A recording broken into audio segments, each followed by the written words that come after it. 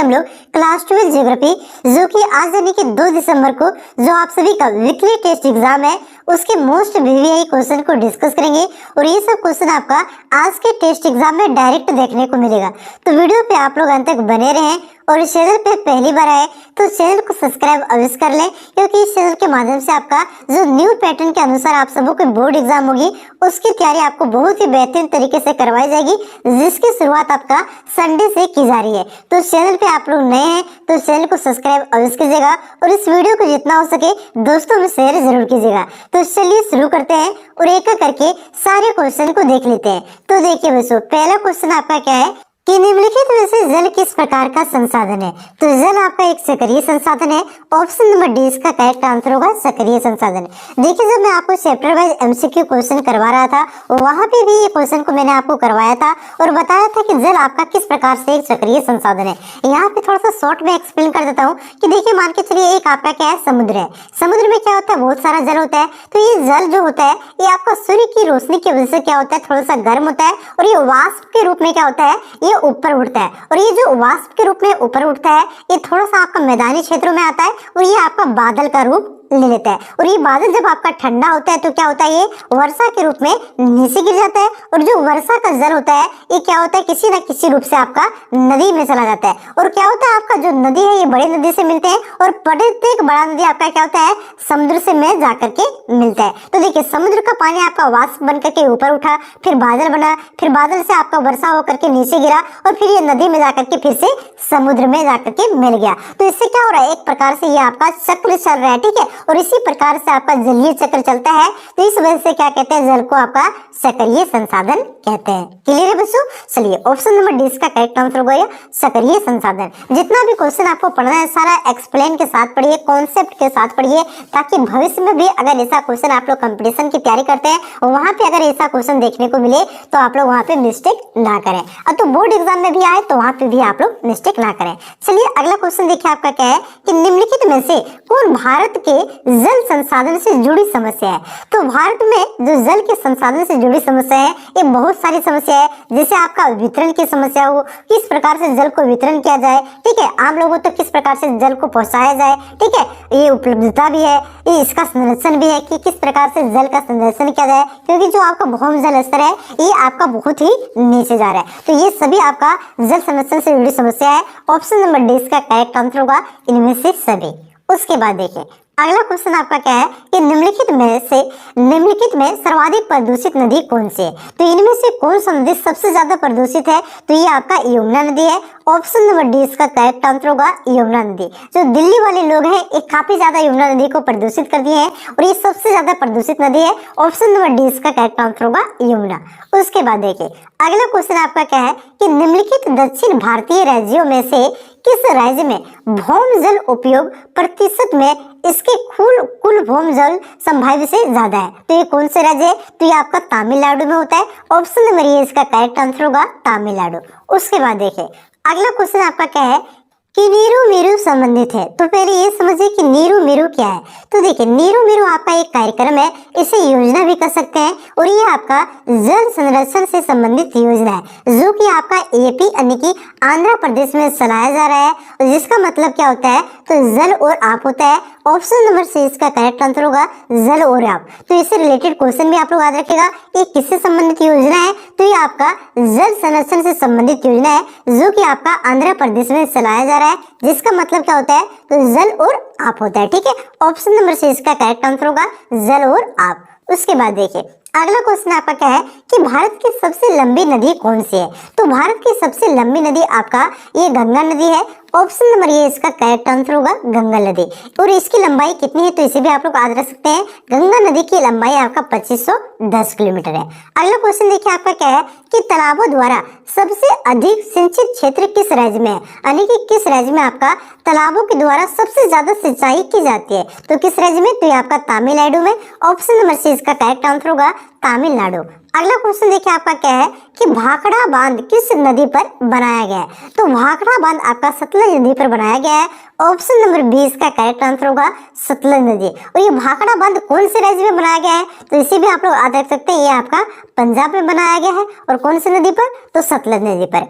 अगला क्वेश्चन देखिए आपका क्या है कि धरातलीय और भौम जल का सर्वाधिक उपयोग किसमें होता है। तो देखिए, धरातलीय जल पूछे तो भौम जल पूछे तो दोनों पूछे, दोनों का सर्वाधिक उपयोग किस क्षेत्र में होता है। तो ये आपका कृषि के क्षेत्र में होता है। ऑप्शन नंबर ये इसका करेक्ट आंसर होगा, कृषि।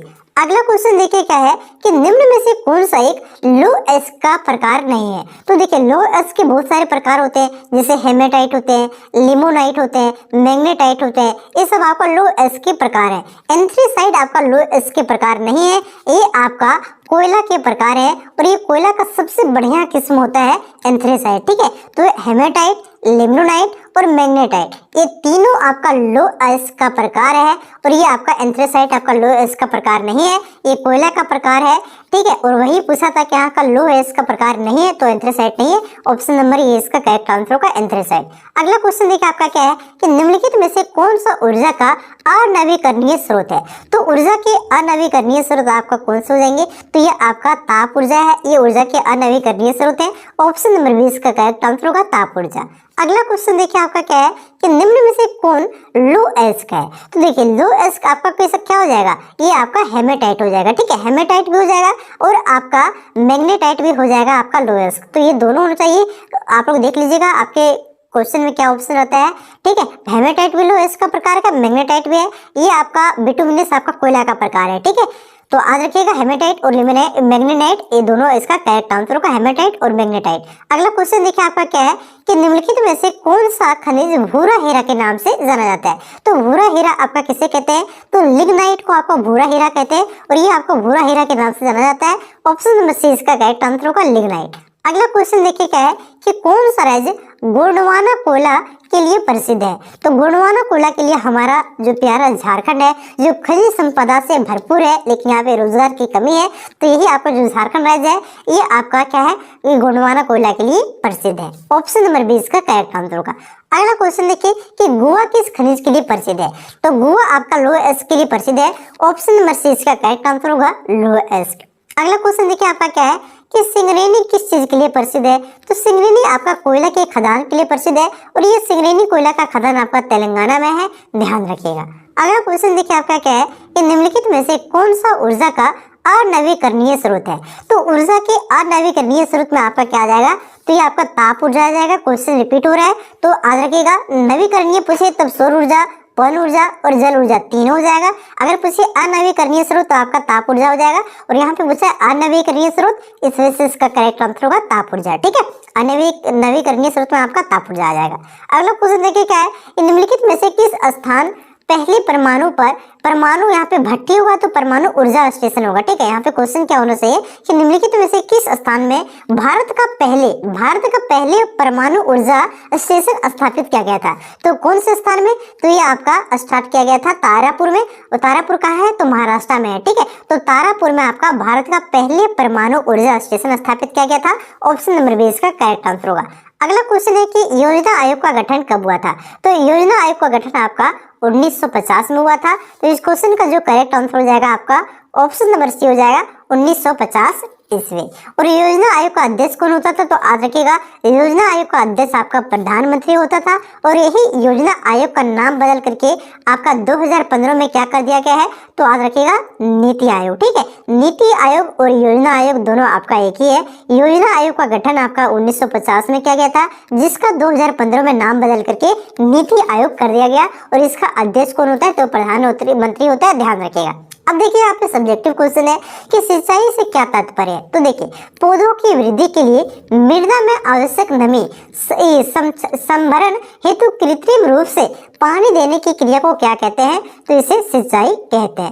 यानी कि मृदा में नमी को बनाए रखने के लिए जो हम लोग कृत्रिम रूप से जो पंप से पानी देते हैं या तो बाल्टी से पानी देते हैं, किसी भी प्रकार से पौधों में पानी देते हैं, उसी को क्या कहते हैं, तो सिंचाई कहते हैं। क्लियर है। उसके बाद देखिए अगला क्वेश्चन आपका क्या है कि कोयले के 4 प्रकार कौन से हैं। तो देखिए कोयले के आपके प्रकार कौन से हो जाएंगे, तो एंथ्रेसाइट है, बिटुमिनस है, लिग्नाइट है और आपका क्या है, पीट है। ये आपका कोयले के 4 प्रकार है। और पूछिए कि सबसे बढ़िया कोयला कौन सा है, तो सबसे बढ़िया कोयला आपका एंथ्रेसाइट है, जिसमें आपका 94 से 98% क्या होते हैं, कार्बन होते हैं। क्लियर है। उसके बाद देखिए अगला क्वेश्चन है, आगे पूछे सबसे खराब तो याद रखिएगा, सबसे खराब पीठ होता है और सबसे बढ़िया एंथ्रेसाइट होता है। अगला क्वेश्चन देखिए आपका क्या है कि धात्विक एवं अधात्विक खनिज में अंतर बताएं। तो देखिए एक तरफ आपका धात्विक खनिज लिखा गया है और एक तरफ आपका अधात्विक खनिज लिखा गया है। 3 नंबर में आए तो 3 क्वेश्चन आपको 3 पॉइंट आपको कोई भी लिख देना है, अगर 5 नंबर में आए तो 5 पॉइंट आपको लिखना है, ठीक है। तो देखिए धात्विक खनिज की तरफ आपको लिखना है कि धात्विक खनिज ऐसे खनिज को कहते हैं जिनको गलाने से विभिन्न धातुओं की प्राप्ति होती है। यानी कि धात्विक खनिज उसको कहेंगे अगर उसको लोग भट्टी में गलाएंगे तो उससे क्या होगी, विभिन्न प्रकार के धातु की प्राप्ति होगी। और अधात्विक खनिज को गलाने से किसी भी धातु की प्राप्ति नहीं होता है। ये पहला अंतर हो गया। दूसरा अंतर क्या है कि लोहा, तांबा, बॉक्साइट, मैंगनीज धात्विक खनिज है, ठीक है। धात्विक खनिज का उदाहरण कौन कौन से हैं, तो लोहा हो गया, तांबा हो गया, बॉक्साइट हो गया, मैंगनीज हो गया। जबकि कोयला, नमक, संगमरमर, पोटास अधात्विक खनिज के उदाहरण है, ठीक है। तो पहले धात्विक खनिज को गलाने से क्या प्राप्त होता है, धातु प्राप्त होता है। अधात्विक को गलाने से कुछ भी प्राप्त नहीं होता है, ठीक है, धातु प्राप्त नहीं होता है। जबकि लोहा, बॉक्साइट इसके उदाहरण को लिख दीजिएगा, कोयला, नमक या धात्विक खनिज के उदाहरण लिख दीजिएगा। अगला पॉइंट देखिए कि एक खनिज प्रायः अग्नायी चट्टानों में पाए जाते हैं। जो आपके धात्विक खनिज होते हैं ये किसमें पाए जाते हैं, तो आपके अग्नायी चट्टानों पर पाए जाते हैं। जबकि जो आपके अधात्विक खनिज है ये प्रायः आपका तलछटी एवं रूपांतरित चट्टानों में पाए जाते हैं। क्लियर है।